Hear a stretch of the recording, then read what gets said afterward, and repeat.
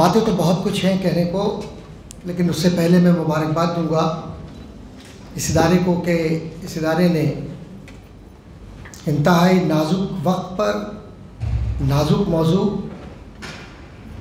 और जो हिकमत अमली के दुनिया के अंदर लवाज़िमात हैं उनके मुताबिक स्कॉलर्स जिनकी सुनी कहीं नहीं जाती सिवाय माइक के, लेकिन असल ताकत यही है कि काश के जितने स्कॉलर्स लिख गए या जो कुछ बोल गए या जितने सहाफ़ी हजरात या माशरे का संजीदा तबका जो बात कहता है, हम अगर उसका 5% भी अपनी ज़िंदगियों में अपना लेते तो आज शायद हमारा वो हाल ना होता बकौल गालिब के कि आगे आती थी हाल दिल पे हंसी अब किसी बात पर नहीं आती। बाहर तो सीपैक ज़रा से तवज्जो चाहूँगा मैं नौजवानों की। चाइना पाकिस्तान इकनॉमिक कॉरिडोर चूँकि आज का मौजूद गुफ्तगू है, और ये असल में इस वजह से अहम है कि जो पाकिस्तान के लोग हैं उनके 90% आबादी ये जानती ही नहीं कि सीपैक है क्या। सिर्फ इतना जानते हैं कि इससे कोयला, इससे लाइट, इससे ट्रांसपोर्ट, इससे रोड, इससे होगा। लेकिन जो जियोपॉलिटिकल सिचुएशन में मैं एक तालिब इल्म हूँ इल्म सियासियात का, पूरी यकीन के साथ ये बात कहता हूँ कि आज अब आने वाले वक्तों में ख़ास तौर पर जब दो कुतबी निज़ाम इमर्ज हो रहा है, यानी मारिज़ वजूद में आ रहा है, आया नहीं है। दो कुतबी निज़ाम था तो दुनिया मुश्किलात का शिकार थी जिसमें यूएसएसआर और अमेरिका को आप एक दूसरे के सामने देखते हैं। लेकिन फिर यक कुतबी निज़ाम आया और एब्सोल्यूट अथॉरिटी और लेजिटिमेट अथॉरिटी की हैसियत से जिस सुपर पावर को हमने देखा वो अमेरिका। लेकिन इसके बाद अब जो दुनिया है वो दो बड़ी अहम शाहराहों से गुजर रही है और फिर आखिर में जाकर एक जगह फैसला होना है कि ताकत किसके पास है। और ताकत के इस खेल को इल्म सियासियात में पॉलिटिकल डिप्लोमेसी कहते हैं। मैं अपने नौजवानों से बात कर रहा हूँ, जो अहबाब सीनियर्स बैठे हैं सबको पता है ये जो डिप्लोमेटिक स्टडीज़ के लोग हैं वो ये जानते हैं कि अब एटम बम कोई नहीं गिराएगा, लेकिन पॉलिटिकल इकोनॉमी जिसकी मजबूत होगी वही मुल्क तरक्की करेगा। लिहाजा ज़रूरत इस बात की है कि माशरों में, ख़ास तौर पर तरक्की पजीर माशरों में जिसको आप डेवलपिंग एरियाज़ कहते हैं या अंडर डेवलप्ड एरियाज़ कहते हैं, उनके अंदर इस तरीके से कसाद बाजारी या माशरे के अंदर इस दर्जा बदअमनी पैदा कर दी जाए कि लोग अपने असल महवर से, जिसको आप तरक्की कहते हैं, प्रोग्रेस कहते हैं, डेवलपमेंट कहते हैं, उससे हटकर अपनी ज़िंदगी के अंदर इतने सिमट जाएं कि आपकी सलाहियतें माशरे में और माशरों में, जिसको आप इंटरनेशनल कम्युनिटी कहते हैं, उस तक ना पहुंच सकें। और यही पाकिस्तान के साथ हुआ है, बदनसीबी से यही हुआ है। चाइना पाकिस्तान इकनॉमिक कॉरिडोर खुशनसीबी से मैं चूँकि आजकल काम कर रहा हूँ उसके साथ, हुकूमत चाइना के साथ, और जो प्रोजेक्ट पाकिस्तान के हवाले से यहाँ पर लाया गया, उनके रिजर्वेशंस बिल्कुल अलग हैं, उनकी गुफ्तगू बिल्कुल अलग है। ऐसे ही हाल होता है, ऐसे ही लोग होते हैं, ऐसे ही प्रोफेसर होते हैं, लेकिन सब चाइनीज़ होते हैं। वहाँ गुफ्तगू का मुझे कई दफ़ा मौका मिला, मैं खुद चाइना गया, बातचीत की, और सीपैक सेंटर जो वहाँ का है उसका मैं हिस्सा हूँ इस वक्त। लेकिन मैं एक बात अर्ज़ करते चलूँ, वो एक टर्म इस्तेमाल होती है ना, टेस्टेड फ्रेंड्स। बात दोस्ती के अंदर बार बार की आजमाइशें भी दोस्ती को बहुत कमज़ोर कर देती हैं। और पॉलिटिकल साइंस का एक उसूल है कि diplomacy is everything but sincerity. So one should not rely upon sincerity and should not search for sincerity that we are looking for it. मैं नहीं कहता कि 100%, लेकिन 50% डिप्लोमेटिक डील होती है जिसके अंदर आपको अपने मफादात का तहफ़्फ़ुज़ करना होता है। आज की जो दुनिया है जिसको आप सीपैक की दुनिया कहते हैं, इसको ज़रा सा आप देखिए कि चाइनीज़ का जो विज़न है वो कहते क्या है इस पर, और जो पाकिस्तान का जो विज़न है वो क्या है, पहले इसको समझ लें हम अच्छी तरह से। चाइना की तो सादा सी बात यह है कि उसकी जो पॉलिटिकल इकोनॉमी है या जो उसकी पॉलिटिकल स्टेबिलिटी है और जो यूनिपोलर सिस्टम है उसको बाइपोलर सिस्टम में बदलने के लिए उसे ऐसे दोस्त की ज़रूरत थी जो उसे एक्सेस दे सके मगरबी दुनिया तक भी और दीगर दुनिया के हिस्सों तक भी, और उसमें वो कामयाब हुआ है किसी हद तक। इसके बाद जो पाकिस्तान, मैं मुख्तसर कर रहा हूँ क्योंकि अगर मैं इस पर तफसीलात में जाऊँगा तो बहुत लंबा वक्त लगेगा, और मैं कोशिश करूँगा कि 15-17 मिनट के अंदर बात ख़त्म हो। पाकिस्तान का जो मामला है और पाकिस्तान की जो सोच है वो बड़ी सादा सी है। तालीम तो एक्सचेंज प्रोग्राम चाइना के साथ पाकिस्तान का हो रहा है, नौजवानों को नहीं पता, बहुत सौ को। वहाँ जो चाइना की हुकूमत है वो कहती है कि सीपैक एक दफ़ा इस्टेब्लिश हो जाए 2025-30 तक कुछ हमारे पास रिजल्ट आए, तो जो 2020 का जो उसने टारगेट दिया था वो तो अब तक अचीव नहीं हुआ। उसकी बुनियादी वजूहात ये हैं कि जिस तरफ डॉक्टर शाहिदा ने इशारा किया, लेकिन एक बड़ी अहम बात यह है कि जो बलूचिस्तान के अंदर जो हालात पैदा किए गए, पाकिस्तान के अंदर जो हालात पैदा किए गए, आप इसको इंटरनेशनल एजेंसी से अलग करके नहीं पढ़ सकते। पाकिस्तान के अंदरूनी खलफशार या पाकिस्तान के अंदरूनी हालात में जो पॉलिटिकल इंस्टेबिलिटी है या जो लॉ एंड ऑर्डर की सिचुएशन होती है, पीस की सिचुएशन होती है, जिसको आप पीसफुल सेटलमेंट कहते हैं, आपको उस तरफ जाने के लिए मौके नहीं है। इसके थ्योरीज हैं बहुत सारी, वो मेरे जहन में आ रही हैं, लेकिन मैं इग्नोर कर रहा हूँ सब चीज़ों को। लेकिन एक बात अपने जहन में हम रखें कि चाइना ये चाहता है कि एनर्जी इंपोर्ट जो उसका मामला था और जो उसके जो तिजारती अहदाफ थे उसके अंदर जो मुश्किलात थी, उसकी वजह से चाइना ने पाकिस्तान को एक मौका दिया कि तालीम, तिब, डिफेंस, एनर्जी, ख्वाह वो किसी भी किस्म की हो, और साथ ही साथ पाकिस्तान को ये अश्योरेंस दी है कि पाकिस्तान को कहीं भी किसी भी मौके पर तनहा नहीं छोड़ेगा। अब उसके मफादात हैं, ज़ाहिर है कि कोई कौम बगैर मफादात के सौदा नहीं करती, तो ये तो उस वक्त जब नेगोशिएशन होते हैं उस वक्त तय करना चाहिए, या जो आपने नेगोशिएट कर लिया। चाइना ये कहता है कि हर 100 किलोमीटर के बाद हमें एक इंडस्ट्रियल जोन या इंडस्ट्रियल सिटी बनाना है पाकिस्तान के अंदर। तो अगर आप यहाँ से गवादर से चलते हैं, तो मुझे अब तक याद है कि एक चाइनीज़ प्रोफेसर ने, जब पिछले दफ़ा मैं बीजिंग गया तो वहाँ ऐसे ही हॉल के अंदर गुफ्तगू हो रही थी, तो उसने कहा था कि no Karachi no Gwadar. It doesn't mean that they are going to occupy Karachi. No, it means that to facilitate Karachi with such a manner, to understand how could we get talent out of it. अब वो उसके लिए जो वो उन्होंने तरीक़ेकार इख्तियार किया, unfortunately इस सीपैक का जो फ़ायदा आपको पहुंचना चाहिए था वो नहीं पहुंचा।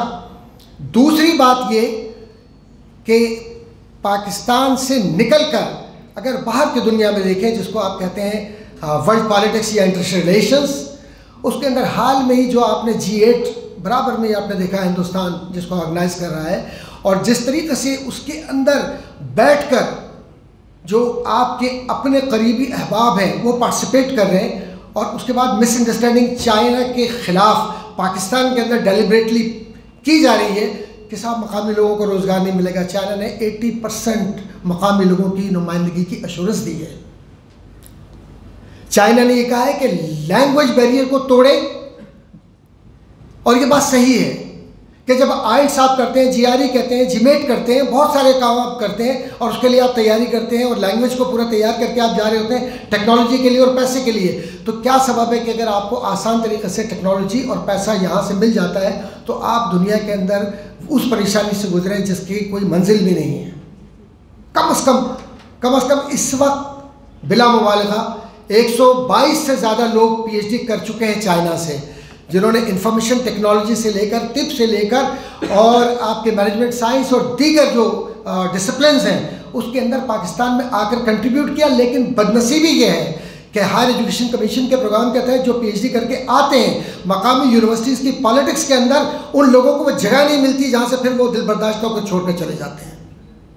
ये भी तो आपका एक मसला है ना कि आप सलाहियतों को एब्जॉर्ब करने के बजाय कि मेरे वतन के लिए एक जहन आया है और ये वापस लौट कर आया है, आप उसको लौटाते हैं फिर, और उसका नतीजा वही निकलता है जो नताइज हैं। बाहर तक मैं स्लाइड्स की तरफ ज़्यादा नहीं जा रहा कि 2020 में चाइना के जहन में ये बात थी कि पाकिस्तान की जो इकॉनमी है,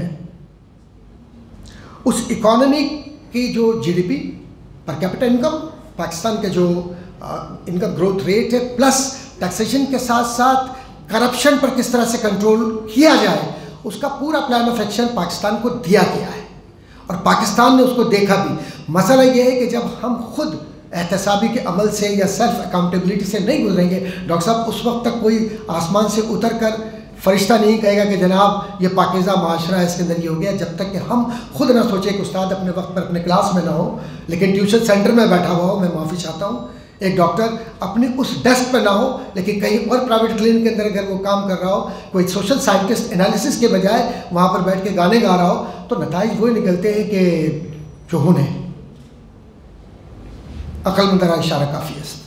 इससे आगे क्या बात की जाए। 2025 के अंदर the CPEC building strive to be, CPEC ने ये कहा था कि 2025 के अंदर हमें इतने फ़ीसद इंजीनियर्स पाकिस्तान में चाहिए और इतने फ़ीसद हमें एजुकेशनिस्ट चाहिए और इतने फ़ीसद तिब के मैदान में चाहिए और इसके लिए तैयार भी थे और प्रैक्टिकली कंट्रीब्यूट भी हुआ। लेकिन क्या हुआ और 2030 में क्या है, वो सारी तफसीलात मेरे पास है, मैं स्किप कर रहा हूँ सब कुछ क्योंकि अब टाइम इतना नहीं है। जब गवादर पे आप पहुँचते हैं, गवादर में कहते हैं कि जी पाकिस्तान में तरक्की हुई, गवादर की 2% तरक्की भी हमें अभी नहीं मिली है। और सीपैक के मुतालिक सिर्फ एक बात अर्ज करता चलूँ कि सीपैक ने अपने दो बड़े अहम मकासद रखे हैं। एक बुनियादी मकसद जिसमें 80% उसके मुखातिब जो है वो नौजवान हैं, बेरोज़गार लोग हैं, माशरे के अंदर तरक्की हासिल करने वाले लोग हैं। उनको चाहिए कि वो चाइना की जो ज़बान है उसको बोझ समझ के नहीं बल्कि अपने प्रोफेशन का हिस्सा समझकर उसमें अपने आप को कहीं ना कहीं किसी न किसी एतबार से उसके करीब लाना चाहिए। ज़बान सीखने से आपको मौक़े मिलेंगे। बदनसीबी ये है, आप वो मज़ामीन पढ़िए जो वाइट पेपर्स के अंदर शाया हो रहे हैं तो आप हैरान हो जाएंगे कि ज़्यादातर लिखने वाले लोग वो हैं जिनका ताल्लुक़ हिंदुस्तान से है। ज़्यादातर मीडिया के अंदर जो गुफ्तगू करने वाले लोग हैं वो लोग हैं जो इस बात को यकीनी बनाना चाहते हैं कि पाकिस्तान की तरक्की का जो सबसे ख़तरनाक पहलू है वो ये है कि आप सिर्फ सीपैक को ये ना देखें कि रोड बन गए, बल्कि जो मिसाइल टेक्नोलॉजी से लेकर एटॉमिक एनर्जी तक है वो सब, मतलब ये आप लोग नाराज़ होके जा रहे हैं या क्लास में जा रहे हैं? नाराज़ होके जा रहे हैं? अच्छा, नाराज़ होके जा रहे हैं तो बैठ जाइए और क्लास है तो फिर पूछ लीजिए। मैंने तो पूरी ज़िंदगी हम सब ने यही काम किया, पढ़ाना ही है बच्चों को। बच्चे कहीं भी वही जैसे ही होते हैं। बेटा बैठ जाओ ना, आप लोग कहाँ जा रहे हो? अच्छा ठीक, बहुत अच्छे बच्चे हो आप, बैठ जाओ। तो पाकिस्तान, बस मैं बात ख़त्म कर रहा हूँ क्योंकि इतना वक्त नहीं है और मुझे आते हुए कह भी दिया गया था कि जल्दी ख़त्म कर दीजिएगा। मैंने वादा किया था कि कर लूँगा। पाकिस्तान को बिल्कुल गैर ज़रूरी बातों से बचते हुए हमें इस बात को अपने ज़हन में रखना चाहिए कि जो पाकिस्तान एग्रीकल्चरल मुल्क है, एक ज़रई मुल्क है और ज़रई इनकलाब हो, अयूब खान के ज़माने में इंडस्ट्रियल रेवोल्यूशन के लिए कोशिश की गई और किसी हद तक उसके असरात भी आए, लेकिन अब जो दुनिया है वो बहुत आगे निकल गई है और जो प्रोग्रेसिव प्लान ऑफ एक्शन है अमेरिका का, उसके अंदर 2050 तक वो पूरी दुनिया को किस तरीके से देखना चाहता है और पाकिस्तान 2050 में अपने आप को कैसे देखना चाहता है और वो पाकिस्तान के ज़राए क्या होंगे।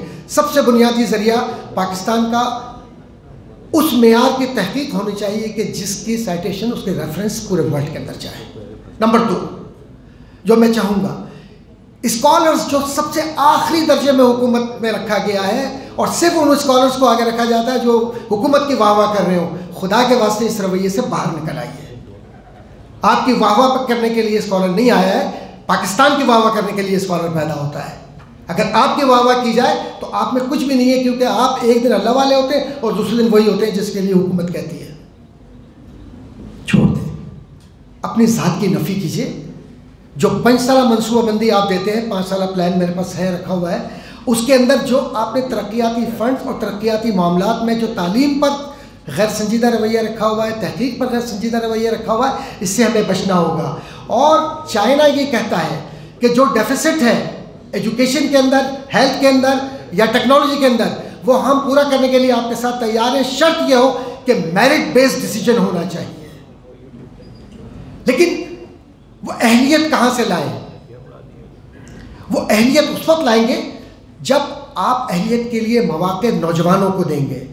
ये नौजवान वो जो आसमानों पर कमंदे डाल सकते हैं, ये नौजवान वो है जब ये नासा और पेंटागन में जाते हैं तो पाकिस्तान का नाम रोशन करते हैं। फिर क्या सबब है कि ये नौजवान इस बुरी तरीके से यहाँ पर दिल बर्दाश्ता हो गया कि ये कहता है कि मुझे कहीं का भी वीज़ा मिल जाए मैं पाकिस्तान छोड़ दूँ। मैं अपने प्यारे पाकिस्तान को क्यों ना तरक्की के उस दौड़ में लेकर जाऊँ जहाँ सलाहियत हो, इंसानियत हो, शराफत हो, मेयार हो और माशी खुश अखलाक़ी के साथ साथ माशी रवादारी हो। और ये उस वक्त मुमकिन है कि जब सोशल रेवोल्यूशन के लिए जहन तैयार हो। याद रखिए, मुझे वो एक जुमला याद आ रहा है, मैं इसको बंद कर रहा हूँ, कि जो बहुत मशहूर जुमला नेल्सन मंडेला ने एक बात कही थी कि ज़मीनों का हमवार होना इनकलाब की अलामत नहीं है, ज़हनों का हमवार होना इनकलाब की बुनियाद है।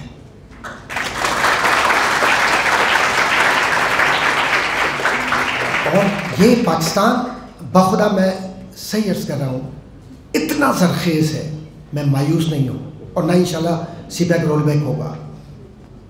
और इसके अंदर जितने किरदार हैं, चाहिए ये कि जिनके पास जो कुछ भी आए, चाहे वो 1 पैसा हो, 1 पाई हो, 1 करोड़ हो, 1 अरब हो, उसको ईमानदारी के साथ वहाँ तक पहुँचाए जहाँ के लिए वो दिया गया है। ये नहीं कि 2-2 साल तक रोड खोल के आप फेंक दें, सीपैक का पैसा लगाया हुआ है इसके अंदर भी, ये पूरी पट्टी सीपैक के पैसे के साथ चल रही है, जो पूरी एनईडी से आगे तक गुजर रही है, ठीक ठाक पैसा लगा हुआ है। और उसके बाद इंतज़ार करें कि क्या होगा। तो इसके लिए एक तो जो मीडिया है हमारा, माशाल्लाह हमारे अजमत साहब भी बैठे हुए हैं, मीडिया के अहबाब सीनियर जर्नलिस्ट हज़रात भी बैठे हुए हैं, ये सोशल रेवोल्यूशन के लिए बहुत कारआमद है। दूसरा, जो सजेशन जैसे शाहिदा साहिबा ने बात की, इसी तरीके से और अहबाब बात करेंगे। संजीदा तहरीरें पूरी दुनिया से छपती हैं अल्हम्दुलिल्लाह। एक छोटी सी काविश मेरी भी है, अगले साल इंशाअल्लाह ताला मिड में, यानी 2025 के मिड में तकरीबन मेरी किताब मुकम्मल हो गई है सीपैक के हवाले से, और वो चाइनीज़ लैंग्वेज में भी होगी इंशाअल्लाह, और उर्दू में भी होगी, और अंग्रेज़ी के अंदर भी होगी, तीनों ज़बानों के अंदर। तो उसके अंदर ये बताया गया कि कैसे आप इससे फ़ायदा उठा सकते हैं, कैसे आप जा सकते हैं, कैसे एक्सेस कर सकते हैं। इसलिए ये कहना कि जी सीपैक तो सिर्फ चाइना को फ़ायदा पहुंचाएगा, तो थोड़े से लाइल्मी है। हमें चाहे 2% हो, लेकिन अपने लिए 0 से शुरू करके कम से कम 2% जाना चाहिए। और दूसरा, हमें मनफी नहीं सोचना चाहिए। मेरे वतन ने बहुत कुछ दिया है हमें, लाख खराबियों के बावजूद भी अल्लाह गवाह है, कहीं दिल नहीं लगता सिवाय पाकिस्तान के, कहीं दिल नहीं।